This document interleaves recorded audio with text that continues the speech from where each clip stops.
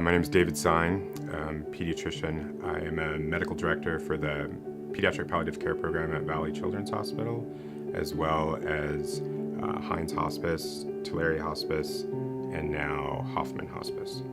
So for me, when I do a consult on a child with a life-threatening, life-limiting diagnosis, my first goal is always to do whatever I can do and make as many recommendations for pain and symptom management. And then honestly, like the second or third thing on the list is, have they had a Make-A-Wish?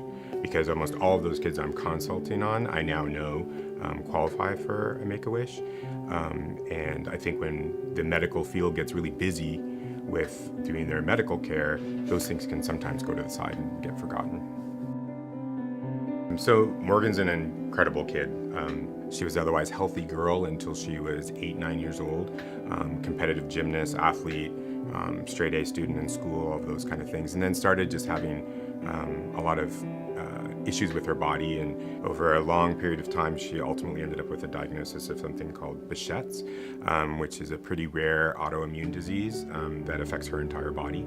She's probably had it 3 or 4 times at least in the last 6 or so years where she's been pretty close to dying. But I was talking to Morgan and we're like, hey, has anybody ever talked about Make-A-Wish before? And she's like, no, isn't that for kids with cancer? So we kind of went through that whole thing. Found out that her wish was to go to Hawaii. That's what she really wanted to do, was go to Hawaii. The thoughts of a kid this sick going to Hawaii made me a little bit nervous, and I don't get nervous about those kind of things too often. But ultimately she was able to go on her Make-A-Wish, was able to swim with dolphins, was able to do all the things that she wanted to do in Hawaii with her brother and parents, and came home just a kid that felt like she had accomplished what she wanted to do. You know, she really wanted to get herself healthy enough, strong enough to be able to go on the Make-A-Wish with her family.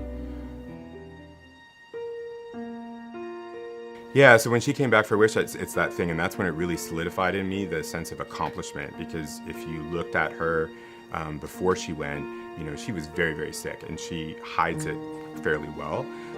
But when she came back from the Make-A-Wish, it was a sense like I did it. I was able to keep myself healthy enough, stay strong enough to be able to go on this wish. Things that a otherwise normal child could do as a special needs kid with a life-threatening, life-limiting diagnosis was huge, you know, and to kind of see that on her, where it was this sense of like accomplishment.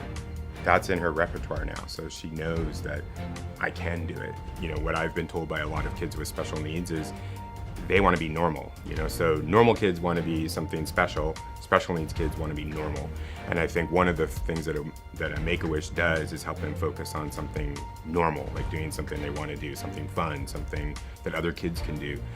You take this child who's really sick and you're able to get them to the point where they're able to go on a wish and do something. And then when they come back, again, that sense of accomplishment, like I did it, I was able to get strong enough to be able to go on my Make-A-Wish.